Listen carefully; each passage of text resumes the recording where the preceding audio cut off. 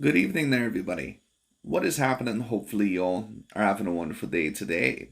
So, when it comes down to it, I thought, of course, that I would talk about this video or that I would talk about this subject that I thought would be very particularly interesting to talk about. And for those of you that did not end up watching that of the Jared Anderson versus Andre, whatever the hell his name was, fight, I don't really remember his name because, of course, he wasn't meant to be really that great of an opponent. But Mr. Jared Anderson, who, of course, is one of the more talented heavyweight prospects within that of the weight division, in my view, he is clearly the most talented up and coming U.S. heavyweight at the current moment in time. Of course, I don't know many others, but still, at the end of the day, Jared Anderson, he still has a great amount of talent. He is one of the better up and comers of the current generation, right there with Philip Hergovich, I believe, and a couple of other potential fighters.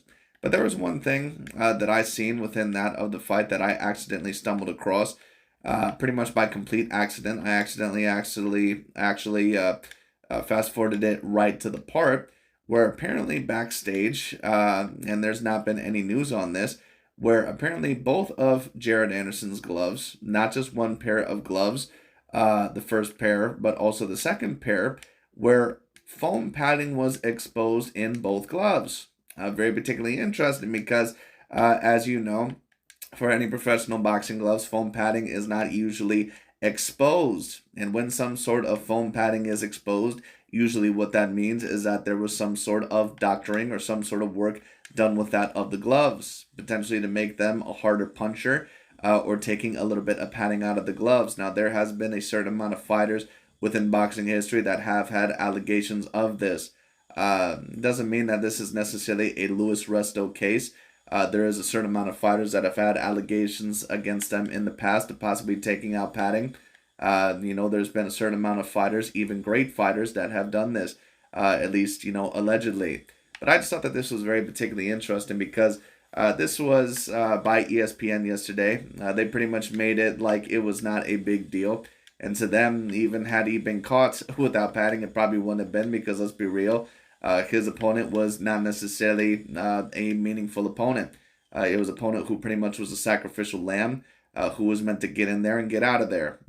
Take his paycheck and pretty much move on. Just is what it is. Or take his ass whooping and take his paycheck and move on.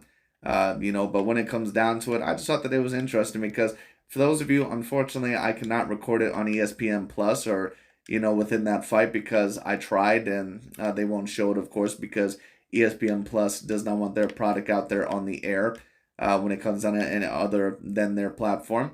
But if you take a look in the middle of the F.A. Agjagba fight, which was the fight right before that of the Jared Anderson fight, I believe within that of the middle of the third round, they state that Jared Anderson's gloves, that not only the first pair of gloves, but also the second pair of gloves, that once again there is foam exposed within that of the gloves. And what kind of gloves, what kind of professional gloves have foam exposed in both pairs of gloves, in professional boxing gloves right before a bout? And that's normal. That does not usually end up happening. And once again, I'm not a person that likes to allege anything. I've heard many allegations of certain fighters. I heard allegations on Tyson Fury. I heard allegations on Terrence Bud Crawford. I heard allegations on Mr. Naoya Inoue. And even though, you can possibly look at those cases, and if you were suspicious about them, in my view, about the Tyson Fury and Inoue situation, at least there wasn't much to look at. Because Fury, when you talk about in that circumstance, there was a lot of people alleging that he had quote unquote doctored gloves. And who knows, it's possible, but do I think that it was to the point of, say, the Louis Resto case, or that he was actually sticking his hand lower into the glove? No, I don't. I don't think that there was any actual, determined version of cheating in that fight. And the reason why I say that is because even Deontay Wilder didn't truly believe it. Deontay Wilder can say that all he wants to about how he believes that he was potentially cheated, but for apparently, believing that Tyson Fury doctored his gloves and that, his team was in on it, he kept the main coach that was watching Tyson Fury's gloves and his hand wraps the whole entire time for every single fight. And non-coincidentally, Tyson Fury had the same amount of power in that third fight as what he did in the second and in the first fight, which apparently was supposed to be the factor that was going to be that much more different, but it wasn't.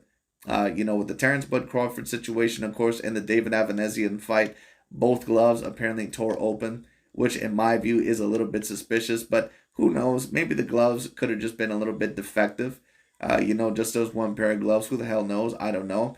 And then, of course, you had the Inoue situation where he had alleged stacking, but the type of hand wraps and the type of, performance that he was using on his hands, it was not illegal in Japan, and it's also not illegal in several other places within the world of boxing, including New York and Texas, I believe. So pretty much everything that they were doing was pretty much legal, or who knows, maybe it could have just been a coincidence. However, I do not think that it's a coincidence that not just one pair of gloves, but both pair of gloves were found out with, exposed padding, which a lot of the times when it comes to exposed padding, that usually means that it was taken out in order to make it a bit thinner, to make it more of a puncher's glove when it comes down to it. But I'm going to be very interested. Is there going to be allegations against Mr. Jared Anderson, from these LDBC and new media channels, like there was against Mr. Naoya Inoue or Tyson Fury, these certain fighters that they try to tear down because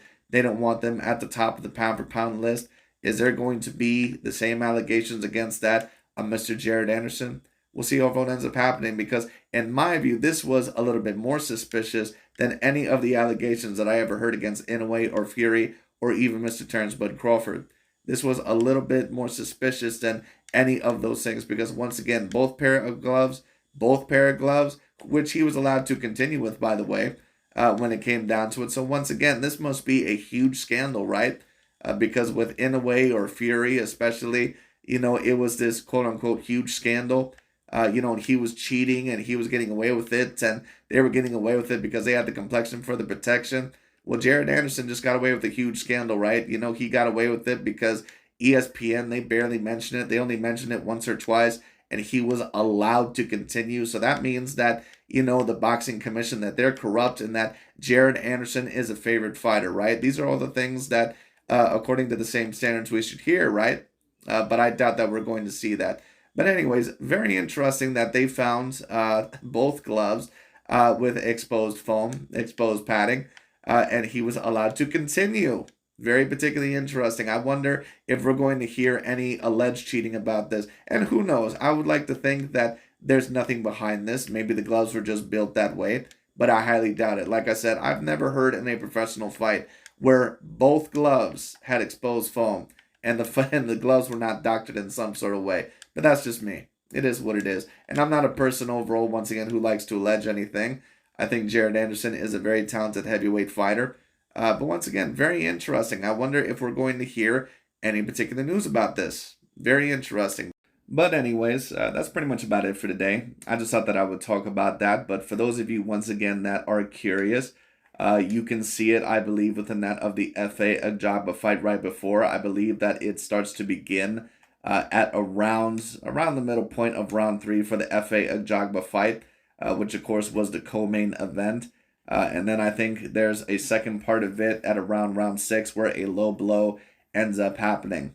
Seemed to be a day for low blows, apparently, when it came down to for boxing. Anyways, that's pretty much about it for today. But like I said, hopefully there is nothing behind this. But we'll see overall what ends up happening. Very particularly interesting. And like I said, going to be very interesting to see if there's a quote-unquote scandal, especially, from a lot of these LDBC and new media guys. Let's see if any of these guys talk about, this alleged scandal. Because we all know what they'd be saying if this was a fighter that they did not particularly like. So we'll see. But anyways, that's pretty much about it for today. Thank you guys so much for watching. I'll talk to you all later.